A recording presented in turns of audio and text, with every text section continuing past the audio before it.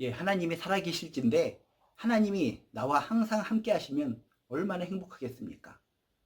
아, 정말 전능하신 하나님이 나의 인생 가운데 함께 하시면 정말 행복할 텐데 라고 생각하시는 분들이 참으로 많이 있습니다. 그러나 하나님께서 우리와 함께 하신다는 것은 그저 우리들의 막연한 생각이 아니라 하나님의 약속이요 주님의 약속인 줄로 믿습니다. 주님은 우리와 함께 하십니다. 하나님은 우리와 함께 하십니다. 함께 하신다는 것이 주님의 약속이요 하나님의 약속인 줄로 믿습니다. 마태복음 28장 19절에서 20절에 보면 이런 말씀이 있습니다. 그러므로 너희는 가서 모든 족속으로 제자를 삼아 아버지와 아들과 성령의 이름으로 세례를 주고 내가 너희에게 분부한 모든 것을 가르쳐 지키게 하라. 볼지어다 내가 세상 끝날까지 너희와 항상 함께 있으리라 하시니라. 약속의 말씀이죠. 세상 끝날까지 너희와 항상 함께 있겠다라고 주님은 약속의 말씀을 주셨습니다. 이 약속의 말씀을 붙들고 외로워하지 마세요. 고독해하지 마세요. 아, 그렇구나. 세상 끝날까지 주님이 나와 함께 해주신다고 약속해 주셨어. 이 약속의 말씀을 붙들고 여러분 속에 있는 외로움과 고독과 불안과 초조와 공포가 깨끗하게 사라지게 되시기를 주님의 이름으로 축복합니다. 주님은 반드시 우리에게 약속해 주셨습니다. 볼지어다. 여러분들 좀 보세요. 정신 차리고 보세요. 힘들어하지 마시고 보세요. 내가 세상 끝날까지 여러분들과 항상 함께 있을 것입니다. 이 약속의 말씀을 품고 여러분 감사하게 힘있게 능력있게 살아가시기를 주님의 이름으로 축복합니다.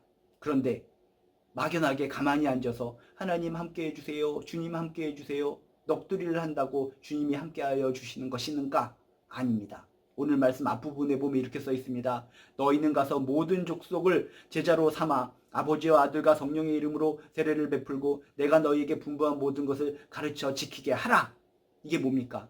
하나님의 제자, 주님의 제자다운 삶을 살라는 것입니다. 주님으로부터 은혜를 받았습니다. 말씀을 받았습니다. 살아계신 하나님을 깨달았습니다. 나 혼자만 움켜쥐고 살아가는 것이 아니라 이것을 베풀며 나누며 살라는 것입니다. 내가 주님의 제자가 됐듯이 주변에 많은 사람들 쓰러져가고 지쳐가고 있는 영혼들을 주님의 제자로 삼으라는 것입니다. 내가 은혜 받았으면 은혜 받은 것을 나만 간직하고 있는 것이 아니라 은혜를 나누라는 것입니다. 말씀을 전하라는 것입니다. 주님의 사랑을 전파하라는 것입니다. 그런 하나님의 자녀, 주님의 제자다운 삶을 살아갈 때 그런 자들에게 끝까지 세상 끝날까지 함께하여 주신다고 하는 주님의 약속의 말씀인 줄로 믿습니다. 물론 주님은 너무나 사랑이 많으시기 때문에 그냥 제자리에 가만히 앉아서 힘들어요, 지쳤어요, 눈물 흘려요. 이런 자들에게도 끝날까지 함께하여 주시겠죠. 그렇지만 내가 하나님의 자녀라면 주님의 제자라면 오늘의 말씀, 약속의 말씀에 귀를 기울이세요. 아, 그렇구나. 내가 손과 발이 있다면, 입술이 있다면, 움직일 수 있는 뭔가 유동적인 생체적인 에너지가 있다면, 아, 그렇구나. 내가 은혜 받은 것을 나누어야 되겠구나. 가르쳐야 되겠구나. 전파해야 되겠구나. 주님의 사랑을 널리 알려야 되겠구나. 이런 제자된 삶을 살아가시기를 주님의 이름으로 축복합니다. 우리 어느 곳에서 맛있는 음식을 먹어봤어요. 그런 맛있는 음식을 먹어보면 누구한테 전파하고 싶어요. 아, 내가 동해안 어느 집에 가서 어떤 음식을 먹었는데 너무나 맛있더라. 아이고, 당신도 한번 가서 먹어보세요. 정말 꿀맛입니다. 너무나 맛있어서 좀 며칠 동안 잠을 못 잤어요.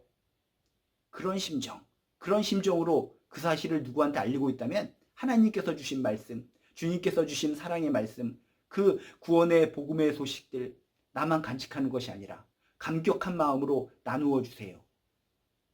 전파하세요.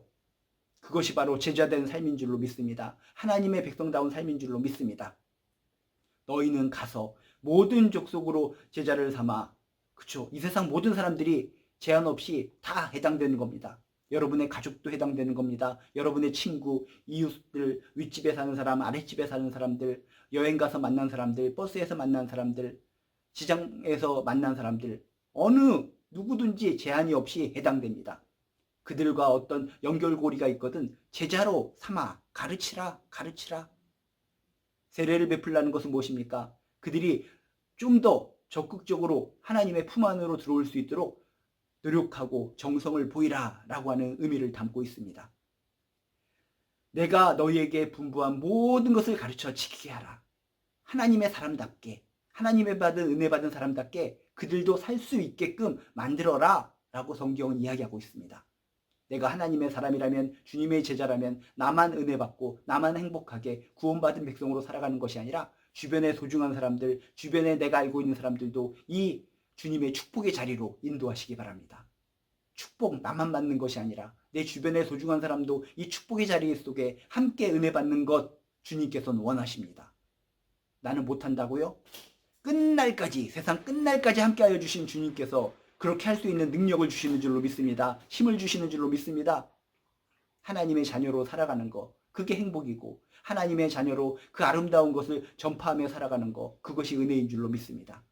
그렇게 하나님의 자녀로 주님의 제자로 귀하게 살아가는 인생 가운데 세상 끝날까지 너희와 함께 있으리라 라고 하는 약속의 말씀이 더욱더 강력하게 다가올 줄로 믿습니다.